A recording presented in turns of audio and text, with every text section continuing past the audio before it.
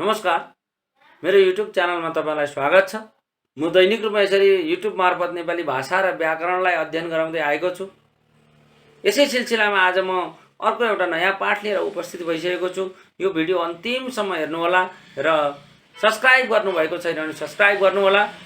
यो च्यानलबाट केही न केही ज्ञान हासिल गर्नुहुनेछ तपाईहरुले। भन्दै आज पढ्ने पाठतिर म प्रवेश गर्न चाहन्छु। आज पढ्ने पाठको शीर्षक रहेको छ वर्ण विन्यास। नेपाली भाषामा वर्ण विन्यासको महत्त्व किन छ? किन भाषामा वर्णहरू मिलाएर लेख्नुपर्छ? यसबारेमा पनि म आज केही चर्चा गर्नेछु। हेर्नुहोस् त, सर्वप्रथम वर्ण विन्यासको परिचय।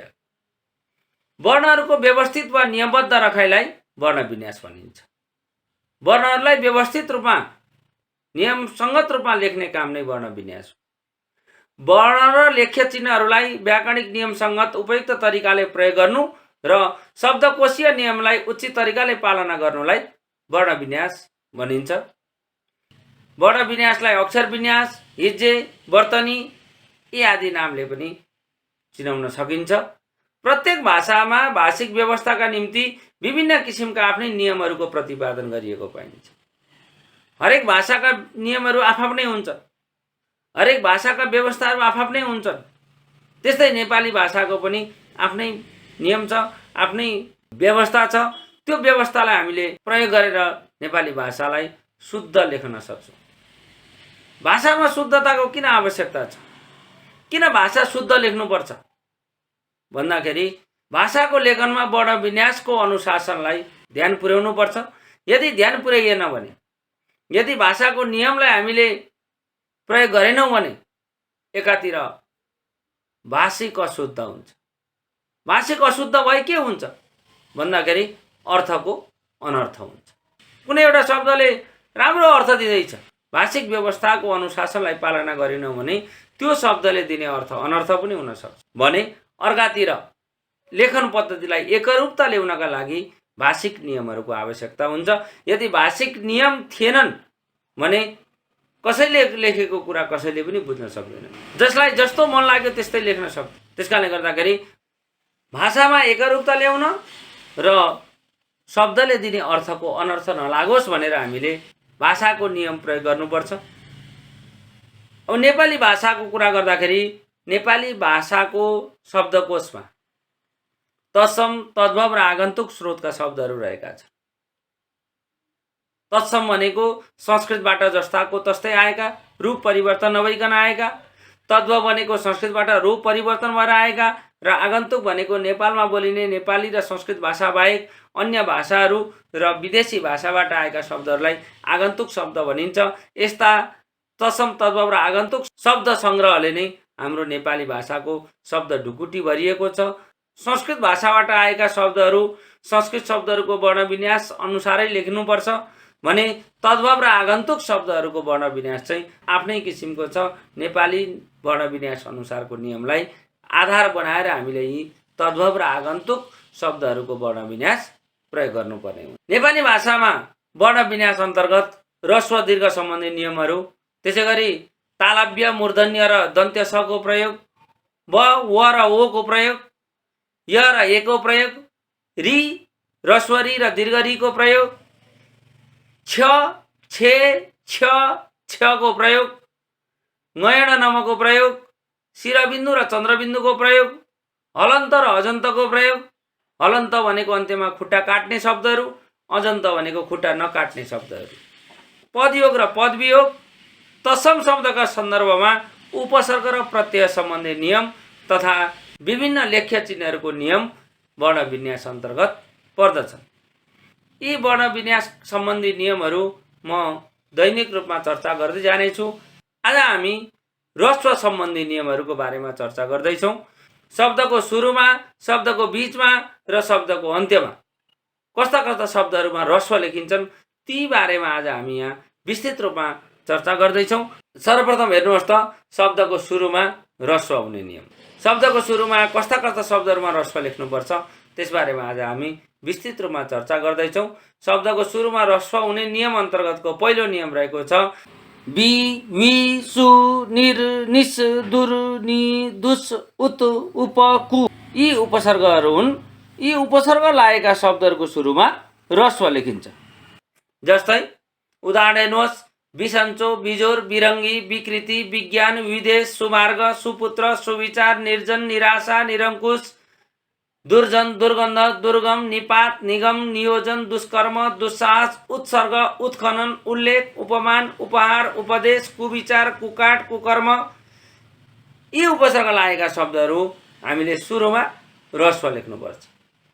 त्यसै गरी सबै धातुहरू, धातु भन्नाले क्रियापदका मूल अंशहरू हुन्। ती क्रियापदका मूल अंशहरू बुझाउने धातुहरूको सुरुमा सबै धातुहरू ह्रस्व लेखिन्छन्। जस्तै दि, गिर, मिच, मिच, पिउ, भिड, घिच, लिक, किन, मिल, चिन, भुल, चुहु, छुट, फुल, सुन, सुत, धु, धुत, कुत आदि धातुहरू। यस्ता कयौं धातुहरू छन्। ती धातुहरू सबै सुरुमा ह्रस्व लेख्नुपर्छ। त्यस्तै शब्दको सुरुमा ह्रस्व लेख्ने अर्को नियम रहेको छ, सबै क्रियापदहरूको सुरुमा काहीँ पनि दीर्घ हुँदैन। जस्तै उदाहरण हेर्नुहोस्, दियो, गिर्यो, किन्छ, मिल्छ, तिर्यो, चिन्यो, पिद्यो, उठ्नेछ, झुक्यो, चुन्यो, फुल्यो, सुन्यो, भुल्यो आदि यस्ता क्रियापदहरू बुझाउने सबै सुरुमा ह्रस्व लेख्ने। त्यस्तै संख्यावाचक शब्दहरू पनि सुरुमा ह्रस्व लेखिन्छन्। जस्तै 20, 30, 2, 19, 29, 39, 59, 43, 53, 63, 73। यो नियमभित्र नपर्ने एउटा संख्या छ, सुरुमा दीर्घ लेखिन्छ, त्यो शब्द हो 3। 3 देखि बाहेक अरू जति पनि संख्या बुझाउने शब्दहरू छन् ती सबै सुरुमा ह्रस्व लेखिन्छन्, तर 3 चाहिँ दीर्घ लेखिन्छ। अर्को सुरुमा ह्रस्व लेख्ने नियम हेर्नुहोस्, 2 अक्षरले बनेका सर्वनाम शब्दहरू। जस्तै तिमी, उनी, यिनी, तिनी, उहाँ यस्ता सर्वनाम शब्दहरूको सुरुमा ह्रस्व लेखिन्छ। अब त्यसै गरी तद्भव र आगन्तुक विशेषणहरू। अब तद्भव भनेको के हो, आगन्तुक भनेको के हो, हामीले अगाडि चर्चा गरिसक्यौँ। संस्कृतबाट नेपालीमा आउँदा रूप परिवर्तन भएर आएका शब्दहरू तद्भव। नेपालमा बोलिने नेपाली र संस्कृत भाषाबाहेक अन्य भाषाहरूबाट र विदेशी भाषाहरूबाट आएका शब्दहरूलाई आगन्तुक। यी तद्भव र आगन्तुक बुझाउने विशेषण शब्दहरूको सुरुमा ह्रस्व लेख्नुपर्छ। जस्तै चिसो, चिप्लो, चिल्लो, छुचो, दुब्लो, लुरे, कुरौटे, हुस्सु, दुब्लो, गुलाबी, खुनी, उत्ताउलो, रित्तो, रिसा, निर्दो, मिहिनेती, इलमी, उज्यालो यस्ता कयौं शब्दहरू छन्। तद्भव र आगन्तुक बुझाउने विशेषण शब्दहरू सबै सुरुमा ह्रस्व लेखिन्छन्। त्यसै गरी व्युत्पन्न शब्दहरू भनेका चाहिँ प्रत्यय लागेर बनेका शब्दहरूलाई व्युत्पन्न शब्द भनिन्छ। यस्ता व्युत्पन्न शब्दहरूको पनि सुरुमा ह्रस्व लेख्नुपर्छ। जस्तै मैले यहाँ कोष्टकमा दिएको छु कसरी त्यो निर्माण भएको भनेर। जस्तै हेर्नुहोस्, चिनिया, मितेरी, धुपौरे, दुधालु, फुलौरो, पुड्याई, कीटाणु, नुनिलो आदि शब्दहरू। त्यसै गरी अव्युत्पन्न शब्दहरू, अव्युत्पन्न भनेको जसको निर्माण प्रक्रिया हुँदैन, जसलाई मूल शब्द पनि भनिन्छ, त्यस्ता मूल शब्दहरू पनि सुरुमा ह्रस्व लेखिन्छन्। जस्तै बीच, दुध, मित, चिउरा, जिब्रो, कुलो, खुकुरी, सुँगुर आदि आदि। अब अर्को नियम रहेको छ, द्वि र त्रि अगाडि आउने शब्दहरू पनि चाहे तत्सम भए पनि ती ह्रस्व लेखिन्छन्। जस्तै द्विगु, द्वितीय, द्विगुण, द्विगुणा, द्विमुख, द्वितीय, द्विविधा, त्रियोग, त्रिभुवन, त्रिशङ्कु, त्रिकोण, त्रिदेव, त्रिशूल, त्रिफला यस्ता शब्दहरूको सुरुमा ह्रस्व लेखिन्छ। अब तद्भव र आगन्तुक नामहरू सबै ह्रस्व लेखिन्छन् सुरुमा। जस्तै इज्जत, इराक, किताब, निसाब, हिसाब, school, ticket, Greek, English, England, film, ribbon, police, खुन, दूध, मित, गुन्द्रुक यस्ता तद्भव र आगन्तुक नामहरू पनि सुरुमा सबै ह्रस्व लेखिन्छन्। सबै अव्यय शब्दहरू, अव्यय अन्तर्गत के पर्छन् भन्दा क्रिया विशेषण, नामयोगी, निपात, संयोजक, विस्मयादिबोधक यी पदवर्गका शब्दहरू पनि सुरुमा सबैतिर ह्रस्व लेखिन्छन्। जस्तै तिर, शीत, भित्र, कि, किनभने, मुनि, धिक्कार, छि, किच्च, हिजो आदि यस्ता शब्दहरू सुरुमा ह्रस्व लेख्नुपर्छ। अनि सबै अनुकरणात्मक शब्दहरू, अनुकरणात्मक भनेको दृश्य, गति, आवाज, ध्वनि यी आदिलाई नकल गरेर बनाएका शब्दहरूलाई अनुकरणात्मक शब्द भनिन्छ। यस्ता अनुकरणात्मक शब्दहरूको पनि सुरुमा कतै पनि दीर्घ हुँदैन, ह्रस्व नै लेख्नुपर्छ।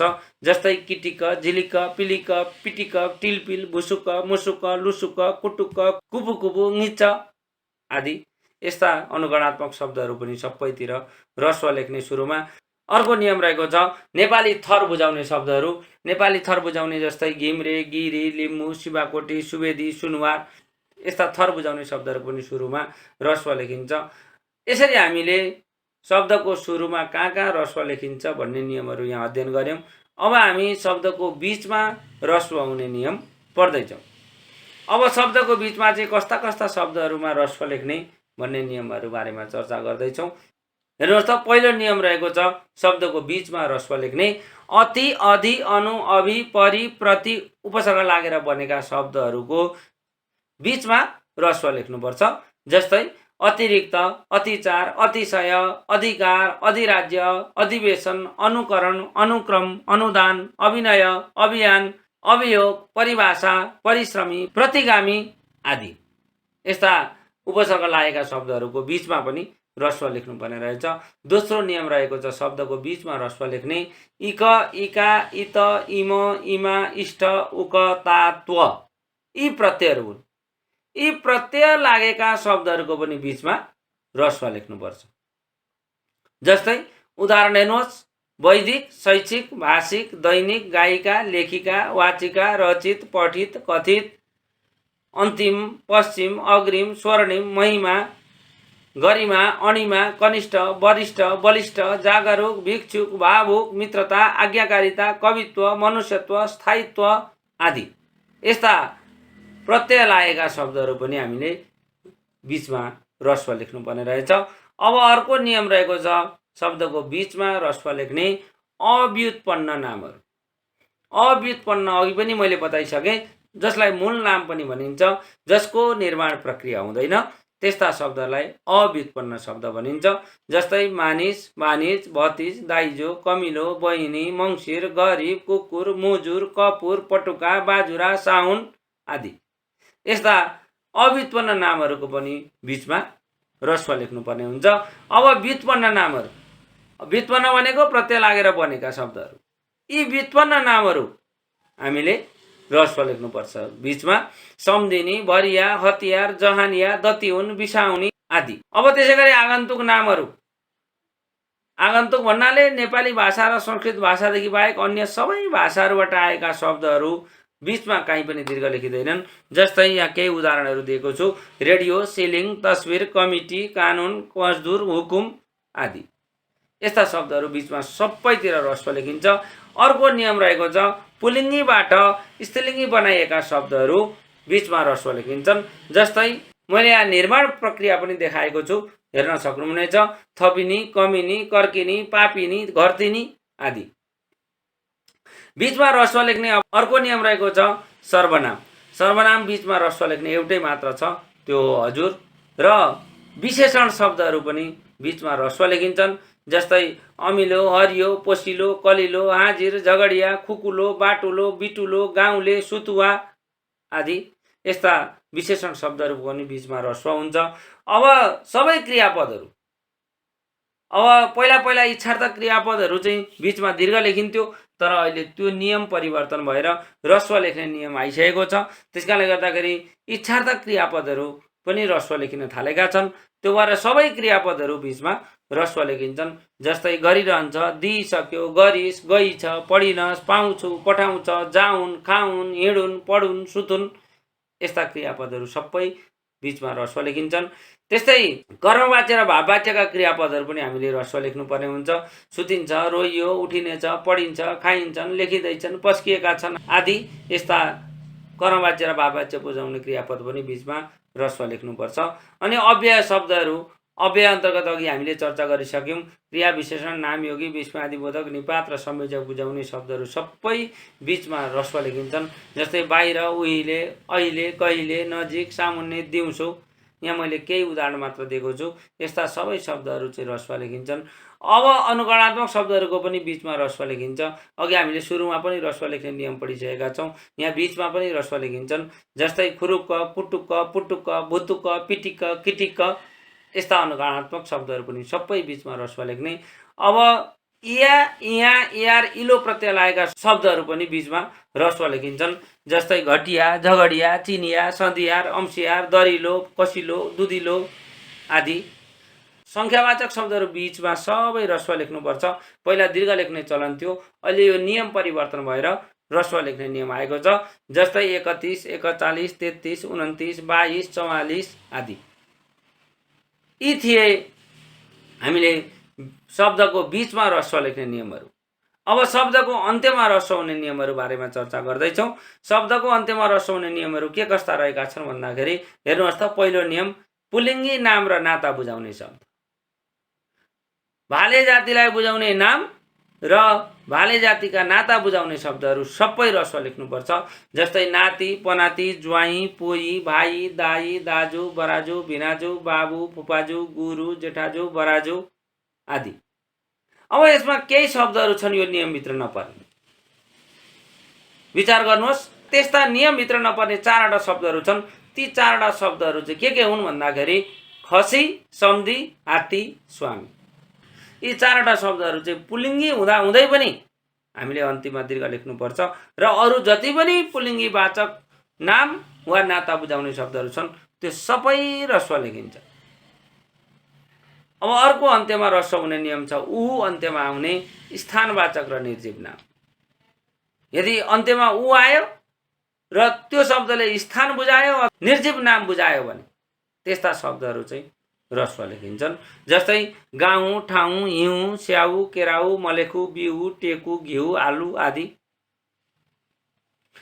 अर्को शब्दको अन्त्यमा ह्रस्व हुने नियम रहेको छ असमापिका क्रिया, जसले वाक्यलाई टुङ्ग्याउँदैन।